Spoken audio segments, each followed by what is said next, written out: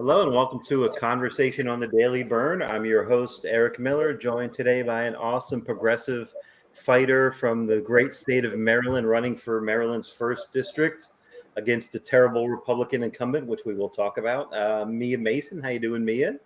Doing great. It's been a nice day, getting a little warm. I thought it was supposed to get colder outside. Right on. Yeah, it was still hanging on to the summer a little bit. Same here in Pennsylvania. So you have an incredible resume. You're a 20-year veteran. I'm just going to throw out some of your endorsements before we jump in, and I want to get a little bit in your history, but a lot on your platform. Endorsed by Our Revolution Maryland, No Dems Left Behind. You're a Mom's Gun Sense candidate, Vote Vets, and so forth. You have I'm telling you as if you don't know, you have a 20-year career in the service. You're a veteran. 5 tours in Iraq and Afghanistan. You spoke at the 2018 Women's March, which I was a proud attendee of, and just an incredible background. Multiple medal recipient, which is absolutely amazing. All of which is on your website. Let me plug that a bunch of times. It's miadmason.us or miadmason.com. It kind of gets you to the same place. So what inspired you to run for Maryland's first district? Well, I was there at the Women's March talking to all the women to explain the chaos that was going on from, the day of inauguration in 2017 and asking them to run, and they did. After continually seeing what was going on in this administration, I was like, gosh, it's my turn. I have to be able to do this as well, to actually represent the community and stand up and continue to fight. Because that's what I did, to have to get back into the military after getting kicked out and then brought back in, and then to have it nearly happen again, because, when it happened to me, I lost my car, my home, my job, everything. It was all put on the line. And then it happened to tens of thousands of people who were openly serving in our LGBT community. And now, because of this pandemic, this horrible leadership that we have in office, it's hurting millions. And I'm glad to be running to make sure that I'm not doing the wrong thing, but actually helping the community and making a difference for their lives in the future. Here. Yeah. And that whole story, there's great video clips and interview with you through that process on your website. I don't know if we want to get into it. I'm sure that story has been told a lot of times, right? But, you were kicked out because of your transgendered status, and then had to fight to regain, to get back in, and just an ugly fight. And yeah, in the face of the bigotry brought on by, the Trump administration.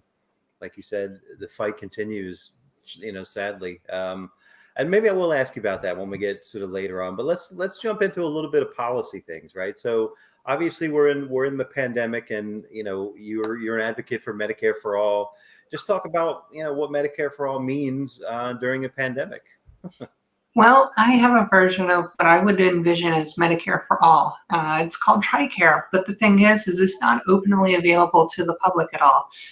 You have to have certain requirements, certain terms of service, and everything else. And, Donald Trump went to Walter Reed and was using the same services I get to use, right? And he got experimental medicines and all the best treatment. And then sometimes I'm like, why don't I even get this? So as a veteran, we have problems in our VA and in our medical communities, but yet the president gets this luxury that most of us don't even get. So let's try to open that up. I'm talking at a price point per year, protect those pre-existing conditions, make it affordable. And honestly, you shouldn't have to have a job in order to get this health care. So if I can afford $600 per year for my family, I'm pretty sure others can afford that. It beats that per pay period or per month. Yeah, no doubt. And it's not tied to employment, which is, especially during this time when so many people are losing, unfortunately, their jobs. They're losing their health care as a result of that. It just, compounds the issues, the struggles we're all facing. And details of that, again, are on Mia's website. Let me just real quick pull up the district before we get too much further. So it's Maryland's first. Actually, I don't think I have it on. There we go. Nope. Yeah, I don't have that ready. Sorry about that. So It it's has, Maryland first. it's so big.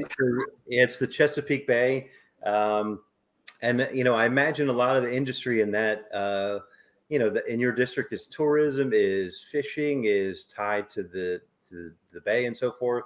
Can you talk about what the effects of climate change look like in your district and what you would hope to do about that?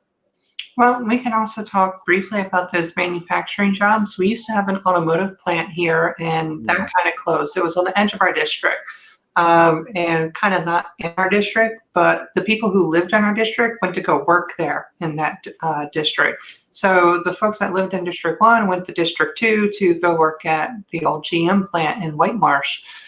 So our district goes from the hills of Carroll County all the way to the Delaware border, down the eastern shore to where it's Virginia, and then out to the Atlantic Ocean.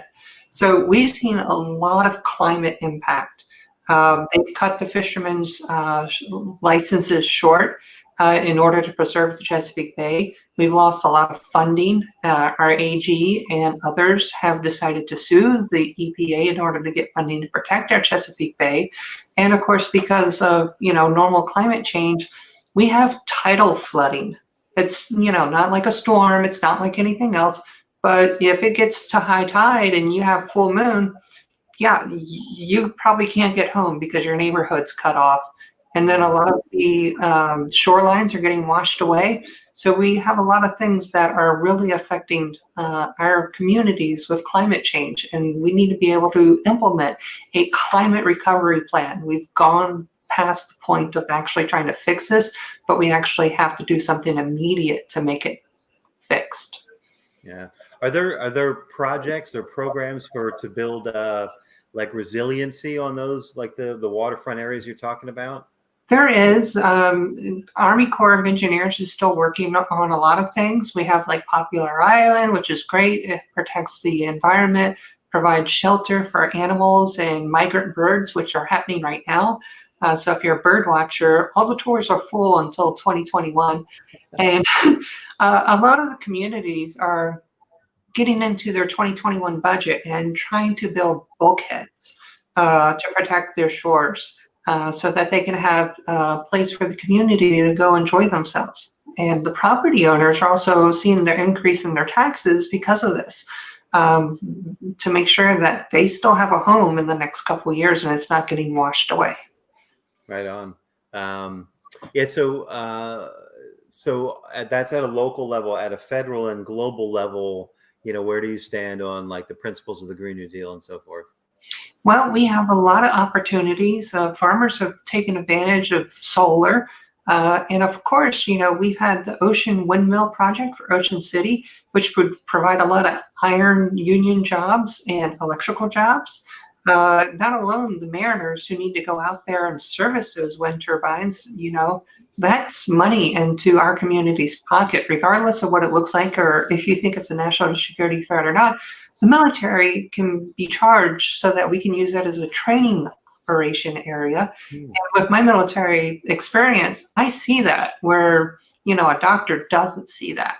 And this would really help us. A lot of our local communities need federal grants in order to provide infrastructure and new technologies and to provide basic things like water and sewage that they're paying out of pocket right now. So things that have been around for 100, 200 years, they're breaking, and we need to be able to help our communities get that fixed. Yeah. And that's such a great way to frame that too, around jobs, right? Those are permanent in-district jobs, to invest in things like that. Like, sometimes you think of pipelines just kind of runs through a district and, it's temporary employment, but, the sustainable energy like you're talking about are permanent jobs, right? Yeah, Within absolutely. the district, good union paying jobs, right? Yeah. I heard you talking about something, a project. So the incumbent is Andrew Harris, and he's a Republican. And we'll get into how terrible he is in a moment. But he voted against something about the Third Bay Bridge. Tell me what the Third Bay Bridge is about. So the Third Bay Bridge is part of the governor's initiative to help our Eastern Shore. with mass transit and to help us get more folks into tourism to not have a 46-hour drive to get to Ocean City. And in this, we have a 2-road span and a 3-road span. The oldest one is the 2-road span. So we're looking for a viable replacement here in the next 10 to 20 years, which provides a lot of jobs out there on the bay and can provide that. The only downside is that the western side of Maryland, not of District 1, has a 10-to-1 advantage over our eastern shore. So we need to make sure that we also are providing public transportation. And a long, long time ago, before I was born, double before I was born, there used to be a train that went across the span. So we would like to be able to see that return so that you're not spending 4 to 6 hours or 3 hours or driving down to the shore, or if you're trying to use public transportation all day. So imagine going from like New Carlton Station down to Ocean City in less than 2 hours or 3 hours. That's way faster, and you can get out, go shop, eat, dine at local towns, and that would really help our communities. And for those who commute to DC all the way from Talbot County or Dorchester, it makes a big difference if they're able to not use their gas emission cars to drive into DC for work. Yeah, that sounds amazing. And he actively worked against the incumbent. Is that true? That is correct. From what I understand, there's a big community out in Kent County because they don't want the bridge in their community. They want to be able to protect their historical landmarks and their preservation. But for the lower part of the Eastern Shore, we've seen a lot of development and a lot of historical preservation, which is important because it's been here since the early colonial days before even our Constitution was founded. So we need to be able to make sure that if we provide any type of third bay bridge, it stays exactly where it is and provide the public transportation right where it is, straight down Route 50 where it originally was. Here. Yeah. If it worked before, it'll work again, right? Absolutely. Yeah, seems like a no-brainer. Let's talk about him a little bit. I did a little bit of research. I'm sure not nearly as much as you have done, but he voted against the HEROES Act. He voted against what was called the Chesapeake Bay Program, and you can expound on that a little bit. And I read in the Maryland delegation, he's the one who's put forward the least amount of legislation, the only one piece of which was renaming a post office, literally. So that's pretty terrible. Can you talk about, what was that Chesapeake Bay program and, how has he failed the constituency? Well, he sees a lot of things as multi-issue bills. So, if he says that he fully funds the Chesapeake Bay and everything else, but what he actually does is he gives grants to these programs. And as far as like everything else, when it comes time for election year, this is what he normally does. He gives a grant to wherever there's a Band-Aid problem is because he's either voted against it or couldn't include it in a bill through bipartisanship or simply being a co-sponsor because he's simply voted against our communities continuously. And he was a big advocate for getting migrant workers when majority of our entire district, the 50, 60, 150,000 of us lost our jobs because the tourist industry was gone, hotels were closed, movie theaters were closed, and majority of the small mom and pop shops aren't even open again. So this is a big change. And, with the HEROES Act, the CARES Act, we're just trying to keep some of those businesses open, and he clearly voted against them. Wow, voted against both of them. That's, how do you vote against, helping small businesses, constituents during a pandemic? That's just kind of obscene. Let me pull up your website. It's Mia D. Mason, like I said, .com or .us. And the reason I'm pulling this up, obviously, is so to encourage people to donate, right? You're a grassroots campaign. You don't take corporate PAC money. I don't imagine you're going to get into the House of Representatives and suddenly start taking giant checks from ExxonMobil or Raytheon or any of those companies, right? So, Mia needs our help to, this is a totally flippable seat. I think every other House seat in Maryland is blue, if I'm not mistaken. And this is the one, and me is the one to flip it. And she's not working for corporations; she's working for us. So, and you can hear that in what she's talking about in the policies on her website. So she needs us to go donate here, throw in $5, $10, $100, whatever you can afford. And her issues are all outlined on here. Her endorsements, like I mentioned, her history. So, go check out miadmason.us and make a donation. And I'm assuming you also have mechanisms for people to volunteer, phone bank, text bank. Yeah. Right. It definitely helps out. So if you just do the little drop down of Meet Mia, you can see where you can fill out the forms to volunteer. And of course, we forward that directly to our staff automatically so that you're contacted within a day. And if you want to talk to me, you just call 410-94-MASON. I mean, literally, people are surprised that, they tell me stories about Andrew. They're like, I can't ever get a hold of him. He does these horrible town halls. He robocalls me. He doesn't even send me mail unless it's from some corporation pack. Thank you for answering the phone. That's what I normally get. Awesome. Yeah. So call me at this number and, pledge your support and so forth. Ask questions.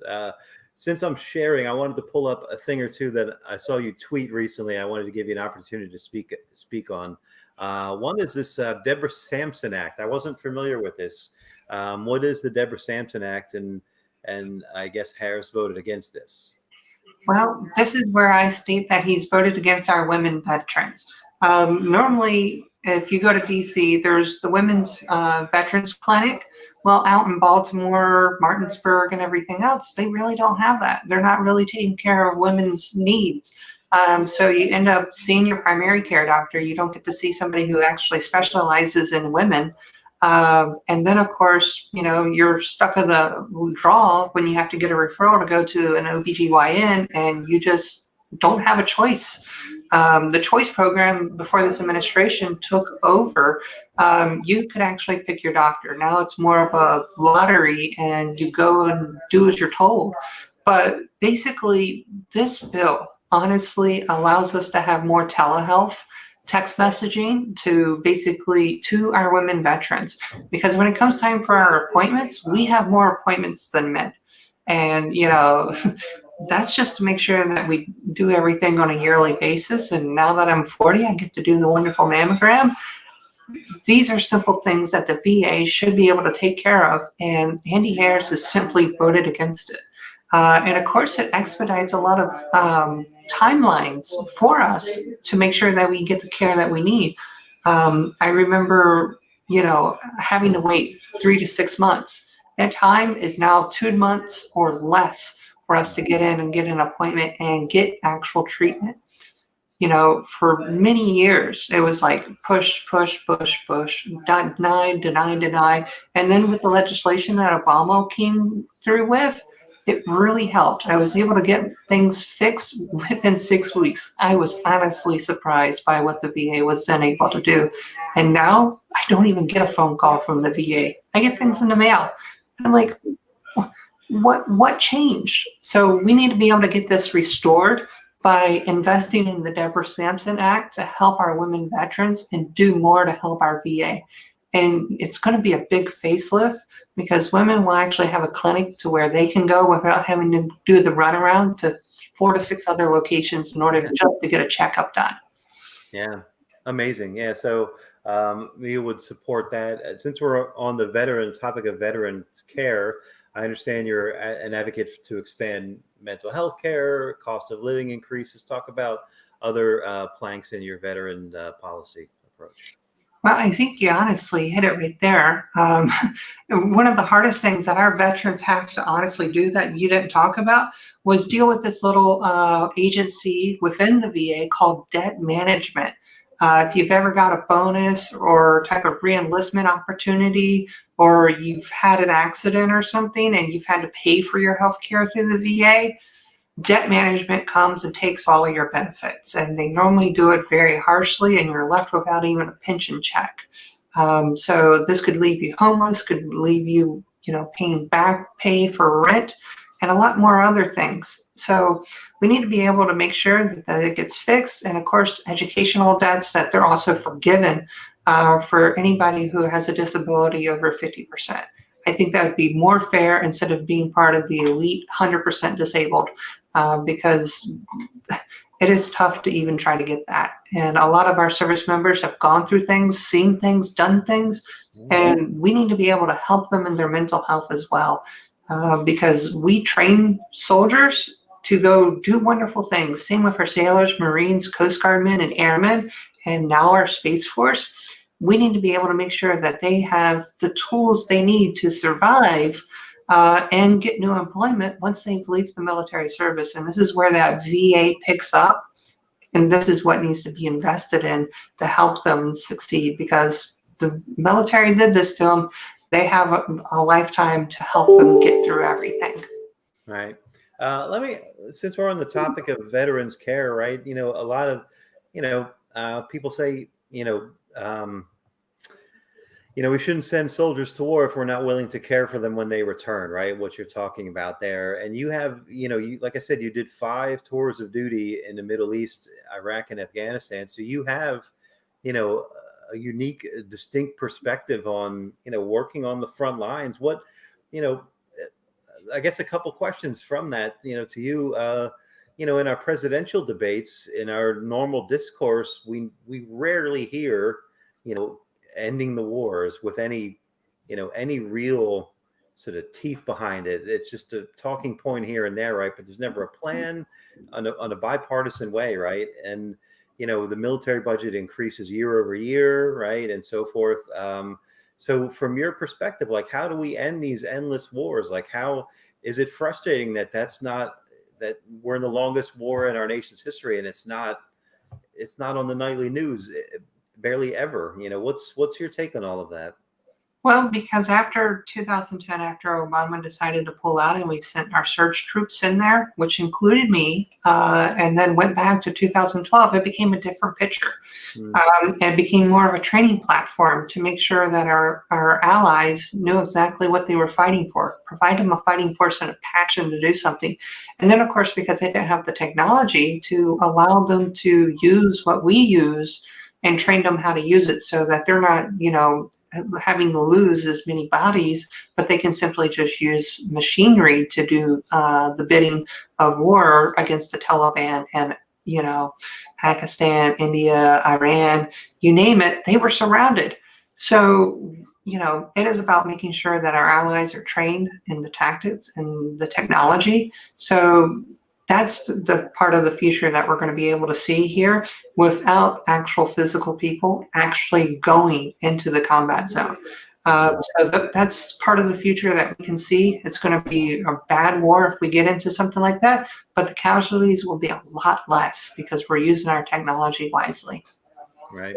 So if you were on the floor of the House now, what would you be doing to, to bring these to a close, or a resolution to get our troops home, or whatever? What would you be doing on the House of the floor in terms of Middle East policy or foreign policy or wars? Well, I would probably be working on the intelligence community for the committee and the national security, to make sure that we understood exactly what our adversary threats were, and then focus our efforts there instead of having to, stay in one country as a platform to finish the training. Because most of what we can kind of do like we do right now with e-learning, and that could provide some benefit. And that's the type of transition we need to be able to give them and see and do, and hold them accountable for what they're doing in their own country. Because this is one Earth, and Donald Trump said, "Hey, look, we're the policemen of the entire world." It's like, yes, because we are making sure the world can succeed after you. Because we're not trying to press the Diet Coke button and get rid of us all through war. So trust us. We want to reassure the people that we are training that they will survive whatever they're able to do, and protect their communities so that they can thrive and be, not a third world country or second world country, but be on par with us and other European nations. Right on. Great. Thanks for talking about that. I want to pull up again just another thing that you tweeted just because here we are at election day, right? So just some key dates, right? So for your election, last day to register is the 13th. So that's like 5 days from now. Last day to request a ballot is the 20th of October. Early voting begins on October 26th. Early voting ends the day before election day, November 2nd. And then, of course, we have in-person voting and ballot drop-offs on November 3rd. So I wanted to highlight those dates. Let me give you an opportunity. Is there anybody else on your ballot in your districts, on your slate, in your area, in your vicinity, any friends that are running that you want to make mention of? Well, in Cecil County, we have one of Andy Harris's opponents, Jeff Case. He's doing an amazing job running his own campaign, doing exactly what he needs to. And he's running against, a piggy bank from Andy Harris, Danielle Hornberger. So if you are in Cecil County, please make sure that Jeff Case gets support so that we can make sure that we don't lose another seat to the Republican Party because they were bought and paid for by Representative Harris. So, it's quite amazing. We have a lot of down ballot cases for school board, city council. So please just make sure that you go to iwillvote.com. Joe Biden says it all the time. And I tell you, you can find out exactly who's on your ballot per your zip code and even request your ballot and get it in as soon as possible because we see those numbers daily and you might get a phone call from me. Nice. That would be awesome. There's an interesting thing happening, like the polls over the last week. And I've been asking, I've had a couple of sort of Democrats running progressive campaigns in red districts over this last week or two, right? Joe Biden is really up in the polls, right? And, I don't want to have a false sense of security over that, but it's increasing, right? It was 8 points, then 14, and it's like 16 the last ones. And those are national polls, and he's leading in all key swing states and so forth, right? I've been thinking about, either a coattails effect of, that drives voter turnout in down ballots. And then, you're running a very competitive race in a red district, right? You're this close, right? This is a winnable seat, right? You might even be at who knows, right? But, in early voting at this point. So there's a bit of a reverse coattails effect happening, right? Can you talk about, what that, what's the feeling on the ground? What's the sense on the ground? Or, are people motivated from top to bottom? Are you hearing, about record turnout? Like, what are you seeing, just on Maryland's first on the ground, from presidential level to, again, running a progressive campaign in a red district? How are you being received? Very well welcomed. I completely ran out of signs, so I had to go pick up new signs here in the next week. And I was like, wow, I didn't expect to actually have to invest in this many signs. People were really supportive. A lot of Trump signs have came down. A lot of independent voters and Republicans have turned the wind. They've actually called me and said, hey, I need to talk to you. What is really your platform? I'm like, well, listen. And throughout our district, we've seen a 50% increase in voter turnout from a normal midterm and from a presidential election. So it's like we have a 2-to-1 victory, and I'm in a deep red area that was like normally R14, R16. And here we are, we're probably going to be down to the last ballot, the last vote, win by a simple 1,000 because of mail-in voting. I mean, like in 2018, we did this blue wave, and now here we are with the blue progressive flood. And focus, and the Republicans just want to do this red mirage and just show up on election day and cause their own failure. And this is how we're going to win because a flood sticks around. Flood stays. A simple mirage can disappear. So it makes a huge difference for everybody to understand exactly what the policies are. This isn't about gender, identity, race, color, or anything else. It's simply about by the books. What can I do for you? And make it happen for you in the next 2 years. And if you want to reelect me for the next decade to really help our communities. Hear, hear. Yeah, and you hit it right on the head. I had Carrie Evan Harris on early on, and she ran for Senate in Delaware last cycle. And, she put it in my head. She uses the term people-centered policies, right? People-centered platform. And, she doesn't use progressive as much. And I've been using that term, and it's true. Like it resonates, right? So in your district, you're talking to constituents, you have a healthcare plan. You outlined it earlier here, right? And they had 4 years of Donald Trump saying, "Oh, it's coming in 2 weeks. It's coming in 2 weeks. It's coming in. Believe me, it's coming in 2 weeks." Right? He's been saying that for 4 years now, right? At some point, the red barrage, like you said, is going to dissipate, right? They're not going to be fooled again. He's cried wolf one too many times, right? So, Mia has a plan. There are plans, privileged plan in the House, right? There are plans for healthcare, right? Donald Trump has failed to deliver on that in a pandemic, no less. And Andrew Harris has voted against assistance for your constituents. That's just madness, right? So yeah, Godspeed. Every business owner, every self-made employee, everything that has to deal with our tourism, fishing, farming, and he's honestly voted against it, and he can't band-aid it by simply giving it a grant. So it's just one of those things that his time's up, and we're fact-checking him as bad as the president, and he had every opportunity to get on board and help our community, and he was out there looking for supplies for the president. So he's in the wrong community. Here, here. Yeah, and he's been there since 2011. And I say that again just to point out the only piece of legislation he's co-sponsored or whatever was naming a post office. Not there's anything wrong with naming a post office, but 9 years, the people of Maryland's first, that's the fight he's been fighting, renaming a post office, right?